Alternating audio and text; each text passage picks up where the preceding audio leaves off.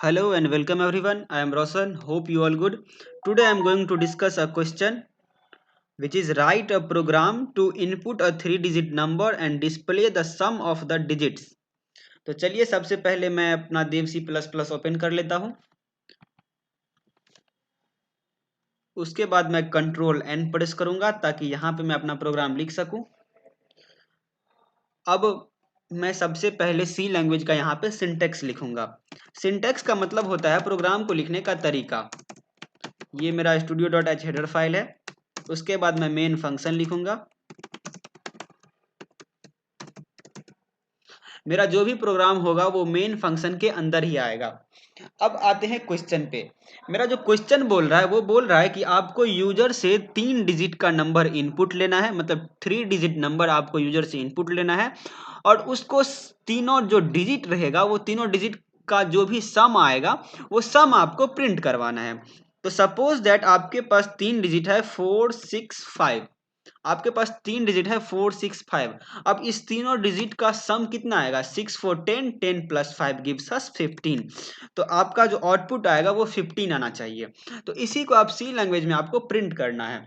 तो चलिए हम कैसे प्रिंट करेंगे। तो सबसे पहले मैं वेरिएबल बना लेता हूं एक एन टाइप का। उसके बाद मैं लिखूंगा प्रिंट एफ। प्रिंट एफ एक प्री डिफाइंड फंक्शन है जो कि studio dot H header file में पहले से ही प्री डिफाइंड है।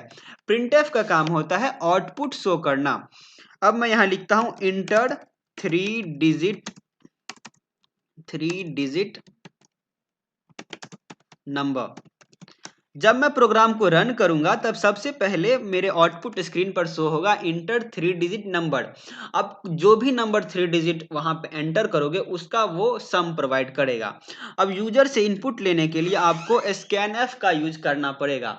स्कैनएफ एक प्री डिफाइंड फंक्शन है जो कि पहले से ही प्री डिफाइंड है studio dot H header file में। अब मैं यहाँ पे %d लिखूंगा। %d मैं यहाँ पे इसलिए यूज कर रहा हूँ क्योंकि यहाँ पे मैं यूजर से इंटीजर टाइप का वैल्यू इनपुट लेने वाला हूँ, इसलिए यहाँ पे मैं %d का यूज कर रहा हूँ। यहाँ पे मैं %f तब लिखता जब यहाँ पे मैं यूजर से फ्लोट टाइप का वैल्यू इनपुट लेता। अब मैं यहाँ पे $n लगाऊंगा, उसके बाद सेमीकोलन। आपको मैं ड्राई रन करके बताऊंगा कि मेरा जो प्रोग्राम है वो रन कैसे कर रहा है। तो चलिए सबसे पहले मैं प्रोग्राम को कंप्लीट कर लेता हूं। x equals n modulo division 10, n equals n divide by 10, then y equals n modulo division 10 and lastly p equals n divide by 10। मैं आपको ड्राई रन करके बताऊंगा कि मेरा जो प्रोग्राम है वो कैसे रन कर रहा है, कैसे एग्जीक्यूट कर रहा है। सबसे पहले मैं अपना प्रोग्राम रन कर लेता हूं और चेक कर लेता हूं कि मेरा प्रोग्राम सही आउटपुट दे रहा है या नहीं दे रहा है। x plus p plus y.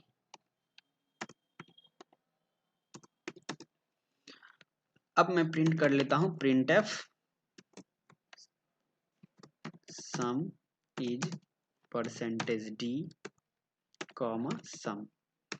अब जो भी मैं यहाँ पे नया नया वेरिएबल लिया हूँ उसको मैं यहाँ पे वेरिएबल को क्या करूँगा? डिक्लेयर कर लूँगा। तो x हो गया, दूसरा y हो गया, तीसरा p हो गया एंड लास्टली सम हो गया। अब मैं सबसे पहले इसको सेव कर लेता हूँ। इसको मैं सम डॉट सी से सेव कर लेता हूँ। डॉट सी से मैं कर रहा क्योंकि मेरा जो ये प्रोग्राम है वो सी का प्रोग्राम है, इसलिए यहाँ पे मैं डॉट सी से सेव कर रहा हूँ। उसके बाद मैं एग्जीक्यूट पर क्लिक करके सबसे पहले कंपाइल करूंगा। कंपाइलर का काम ये होता है कि हमारे प्रोग्राम को चेक करना। वो मेरे प्रोग्राम को रीड करेगा और यह चेक करेगा कि और बताएगा कि हमारे प्रोग्राम में किसी भी प्रकार का कोई एरर है या नहीं। आप यहाँ देख सकते हैं एरर 0 है, वार्निंग 0 है। इट मीन्स मेरा जो प्रोग्राम है वो बिल्कुल सही है और वो रेडी है रन करने के लिए। अब मैं रन पे क्लिक करके इसको रन करूंगा। यहाँ देख सकते हैं आप, यहाँ पे यूजर से इनपुट मांगा जा रहा है इंटर 3 डिजिट। आप जिस भी नंबर का सम देखना चाहते हैं वो आप यहाँ पे इनपुट करिए। आपको 3 डिजिट का नंबर इंटर करना है। यहाँ पे सपोज है 369, यहाँ पे मैं ले लिया और यहाँ आप देख सकते हैं आप आउटपुट जो है वो मेरा 18 आ रहा है। 18 कैसे है यार? 3 + 6 हो गया 9 एंड 9 + 9 गिव्स अस 18। तो मेरा जो आउटपुट है वो बिल्कुल सही शो कर रहा है। अब मैं आपको बताता हूँ ड्राई रन करके कि मेरा ये आउटपुट कैसे आ रहा है। तो चलिए सबसे पहले मैं बताता हूँ आपको। यहाँ पे मैंने यूजर से इनपुट लिया 369। 369 मैंने यूजर से इनपुट लिया। अब इसका मतलब ये हुआ कि n में जो है वो असाइन हो गया, n में जो है वो असाइन हो गया कितना, इसका मतलब ये हुआ कि n में असाइन हो गया 369। अब n में असाइन हो गया 369। अब जब मैं लाइन नंबर 9 में आऊंगा तो वो है x equals n modulo division 10। It means जो मेरा 369 है वो 369 को मैं डिवाइड कर रहा हूं 10 से, और जो मेरा रिमाइंडर आएगा यहाँ और वो असाइन होगा x में। अब यहाँ पे रिमाइंडर इसलिए असाइन होगा x में क्योंकि यहाँ पे मैं मॉडुलो डिवीजन का यूज कर रहा हूँ। तो मॉडुलो डिवीजन जो है वो रिमाइंडर प्रोवाइड करता है, और वो जो रिमाइंडर आएगा वो रिमाइंडर मैं असाइन कर रहा हूँ किस में, x में।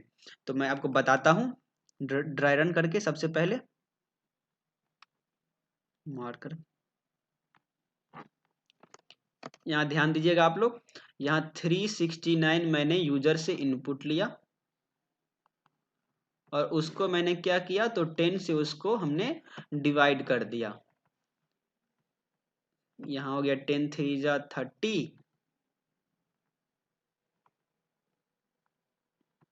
देन 6, देन 9 एंड लास्टली 10 6 जा 60।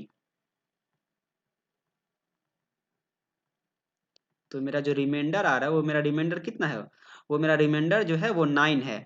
और ये जो 9 है, ये 9 मैं क्या कर रहा हूँ, तो 9 मैं असाइन कर रहा हूँ, 9 मैं असाइन कर रहा हूँ किसमें, x में। तो x में कितना वैल्यू चला गया, अब x में असाइन हो गया 9। आप यहाँ देख सकते हैं x में 9 असाइन हो गया, और 9 जो है वो 369 का लास्ट डिजिट है, मतलब एक डिजिट हमने x में असाइन करवा लिया। अब मेरा जो दूसरा काम रहेगा वो लाइन नंबर 10 को रीड करना है। अब लाइन नंबर 10 पे जब हम आएंगे तो वो बोल रहा है line number 10 n equals n divide by 10। It means 369 जो है वो 369 को मैं डिवाइड करूंगा 10 से, और उसके बाद जो मेरा कोशिएंट आएगा, जो मेरा भागफल आएगा, उसको मैं असाइन करूंगा n में। फिलहाल तो n में 369 है, तो 369 को मैंने क्या किया, 10 से डिवाइड किया। तो मेरा जो कोशिएंट है वो कोशिएंट कितना आ रहा है, यहाँ आप देख सकते हैं, यहाँ जो मेरा कोशिएंट है वो मेरा कोशिएंट कितना है, ये मेरा कोशिएंट है, ये कोशिएंट मेरा है 36, और वो 36 किस में असाइन कर रहा हूं मैं, n में। यानी कि पहले था मेरा 369 n में, और अब यहाँ पे जब मैं 10 से डिवाइड किया और जब उसको n में असाइन करवाया, तब मेरा कोशिएंट उसमें असाइन होकर कितना हो गया, n में। n में मेरा वैल्यू अब हो गया n इक्वल्स 36, n में अब असाइन हो गया 36। अब ध्यान दीजिएगा, अब 369 n में बिल्कुल नहीं है, अब n में 36 है। अब उसके बाद जब मैं लाइन नंबर 11 पे आऊंगा तो लाइन नंबर 11 में बोला जा रहा है कि n मॉडुलो डिवीजन 10 करना है और उसको असाइन करवाना है y में।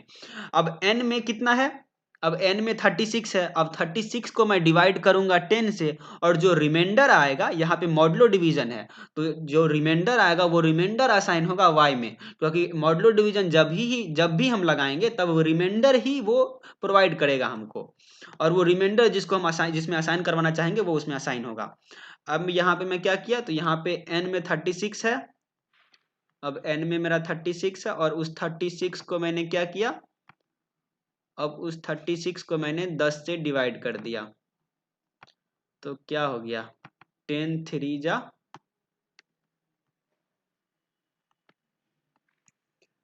10 3 जा 30, एंड देन मेरा ये क्या हो गया,